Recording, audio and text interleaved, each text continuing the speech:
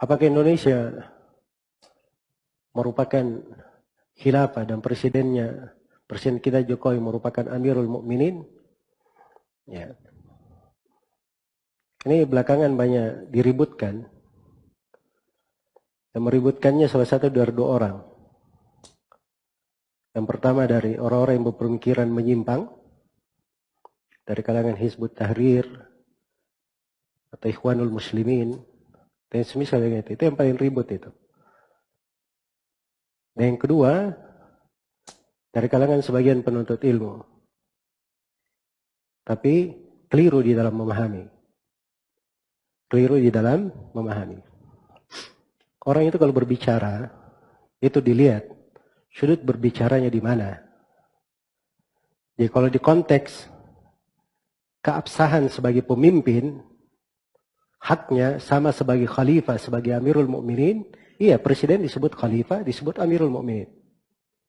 Dari sudut keabsahan syah sebagai pemimpin. Karena itu tidak ada silang pendapat di kalangan ahli sunnah tentang kewajiban taat kepada pemerintah muslim. Jelas ya? Kewajiban taat terhadap perintah pemerintah muslim dalam hal yang ma'ruf. Dan dari kejahilan sebagian orang dia kaitkan lagi, ini kan tidak berhukum dengan hukum Allah. Ya. Ini pertama, kalimat ini lancang juga ya sebagian orang. Di Indonesia ini ada hukum-hukum Allah yang berlaku. Hukum warisan itu apa yang dipakai di KUA? Hah? Itu hukum warisan yang dibahas di buku-buku fikih. Hukum pernikahan itu apa yang dipakai di KUA? Itu hukum Islam. Jadi kalau dia mutlakkan bukan hukum Allah, itu kelancangan namanya. Makanya saya terangkan bahwa hukum di dalam negara ini, kita berbicara Indonesia, itu ada 3. Ada jenis dari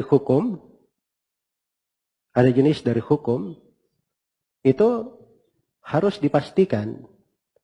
Atau ada jenis dari hukum dikatakan dia mengganti hukum Allah atau menyelisih hukum Allah, kalau itu jelas-jelas dia ganti hukum yang tetap. Hukum yang tetap. Misalnya, di dalam Islam dibolehkan poligami. Terus dibuat hukum melarang poligami. Itu namanya mengganti hukum Allah. Itu jelas. Atau misalnya di dalam Islam diharamkan LGBT. Kemudian dibolehkan hal tersebut. Itu namanya mengganti hukum Allah. Itu jelas keharamannya. Baik. Yang kedua, ada jenis hukum namanya wewenang pemerintah. Di pembahasan takzir. Ada hudud, ada takzir. Hudud itu hukum-hukum had. Pencuri, kalau dia mencuri, dipotong tangannya. Orang yang membunuh, kalau dia membunuh, dia dikisas. Pezina, kalau dia berzina, dia belum menikah, dicambuk 100 kali, diasingkan 1 tahun. Kalau dia sudah menikah, dirajam. Itu hukum Islam. Kalau dia ganti, itu namanya mengganti hukum Allah. Itu hudud namanya, tidak boleh diganti. Tapi kalau takzir, itu wewenang pemerintah. Wewenang pemerintah, memberi hukum takzir. Jelas ya? Orang yang korupsi misalnya, dijatuhkan hukum mati, boleh pemerintah berijtihad untuk itu. Sebab itu kerusakan yang besar. Bahkan sebagiannya memasukkannya ke dalam hukum had. Kehaddul muharabah. Demikian pula pengedar narkoba, sabu-sabu, bisa dijatuhkan hukum mati. Jelas ya? Kalau mereka berijtihad untuk hal tersebut. Atau misalnya ada orang yang melanggar di ketentuan dagang, dikasih sanksi begini. Itu hak pemerintah memberi sanksi. Wewenang. Jangan berkata, ini bukan hukum Allah. Keliru memahami itu.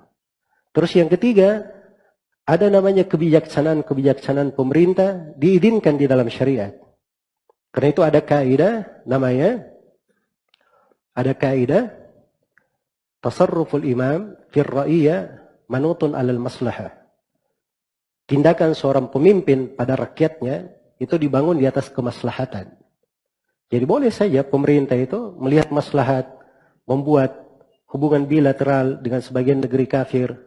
Karena melihat maslahat, pemerintah memberikan aturan perniagaan begini, aturan investasi begini, aturan kesehatan begini. Boleh saja. Itu hal-hal yang mubah. Jadi jangan sedikit-sedikit berkata, wah ini hukum di Indonesia ini adalah hukum taugut. Ya, bukan hukum Allah.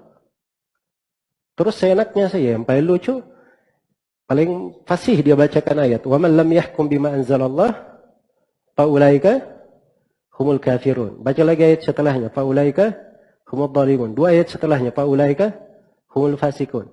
Terus diarahkan ke pemerintah. Ya. Ini yang mengarahkannya ke pemerintah ini, kalian pahami dari mana?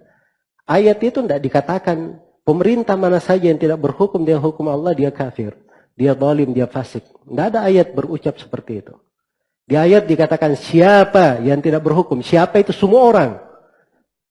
Pemerintah maupun selain pemerintah. Termasuk dia yang berucap ini. Kamu mengatakan negara ini bukan negeri Islam, berarti negeri kafir.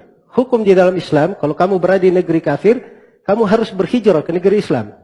Berarti kamu tidak berhijrah masih di Indonesia, kamu ini tidak menerapkan hukum Allah. Berarti kamu kafir, zalim, fasik. Ya.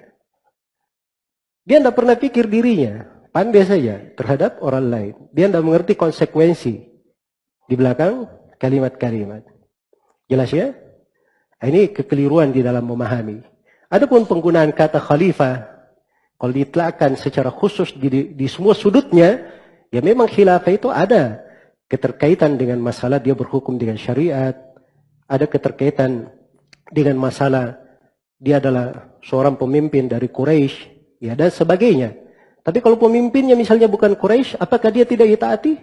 Tidak syah sebagai Amirul Mukminin, tidak syah kedudukannya sebagai khalifah? Tidak.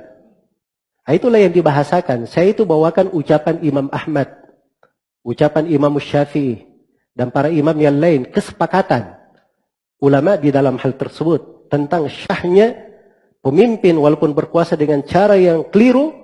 Begitu dia syah sebagai pemimpin, kedudukannya dalam hal ketaatan, keabsahan kepemimpinannya sama seperti khalifah, Amirul Mukminin dan sebagainya. Jadi kalau saya katakan itu sebagai khalifah, Amirul Mukminin dari sudut keabsahan sebagai pemimpin, ya itu pembahasannya. Makanya orang kalau berbicara dengar baik-baik. Ya, pembicaraan sebelumnya dan pembicaraan setelahnya. Jelas ya? Kemudian jangan dikaitkan lagi terkait dengan masalah hukum terhadap negara. Negeri Islam, negeri kafir. Hukumnya, dibawakan lagi fatwa-fatwa ulama. Ini juga kekeliruan sebagian orang. Kalau dia hizbi itu apa saja jadi argumen bagi dia. Yang penting bisa membela syahwat dan hawa nafsunya. Tapi yang masalah itu kalau penuntut ilmu. Penuntut ilmu itu harusnya paham cara berdalil. Apalagi kalau dia baca dari buku-buku fatwa-fatwa ulama. Syekh bin Baz kasih fatwa, Syekh Shalih Al-Fauzan kasih fatwa. Dia harus tahu bahwa para masyayikh ini tidak ada yang kasih fatwa tentang Indonesia. Dia kasih fatwa kondisi umum atau di kondisi tertentu. Jangan dia masukkan di kondisi yang tidak dibicarakan oleh para masyayikh itu. Itu namanya berdusta terhadap nama para ulama. Sebab seorang alim itu dia kadang kasih fatwa sesuatu terkait dengan kondisi sesuatu itu pada hal yang dia bicarakan. Dilihat konteks pembicaraannya di mana. Makanya itu dari fikih di dalam belajar, seorang itu harus membedakan posisi guru itu ketika dia sedang berfatwa, dia sedang mengajar, ya. Kemudian dia sedang memberi takrir. Itu ada perbedaan-perbedaannya. Ya, karena memang ada ilmunya. Di maqasidus syariah ada namanya ilmu maqasid al-mutakallimin. Orang yang berbicara itu harus tahu apa maksud dia berbicara. Pembicaranya apa yang diarahkan. Syariat itu maksudnya kemana. Seorang ketika berbicara di konteks sesuatu, itu arahnya kemana. Hal-hal yang seperti ini, ya ini yang keliru dipahami.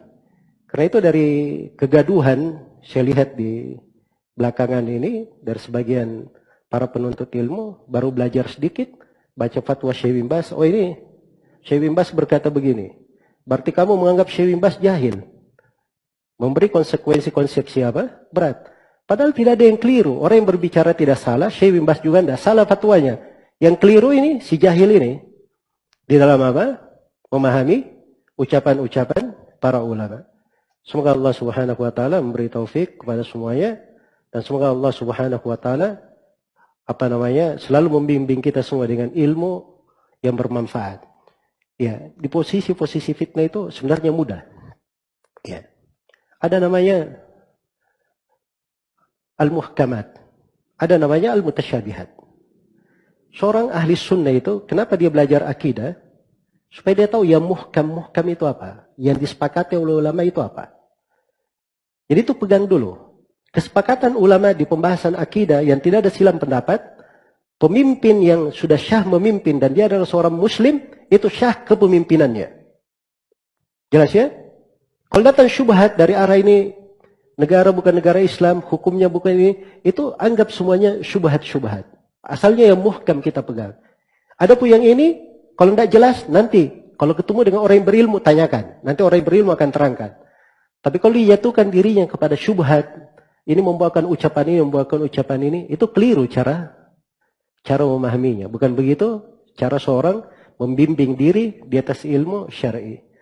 Ya, semoga Allah Subhanahu wa taala memberi hidayah dan taufiknya kepada semua. Wallahu taala alam.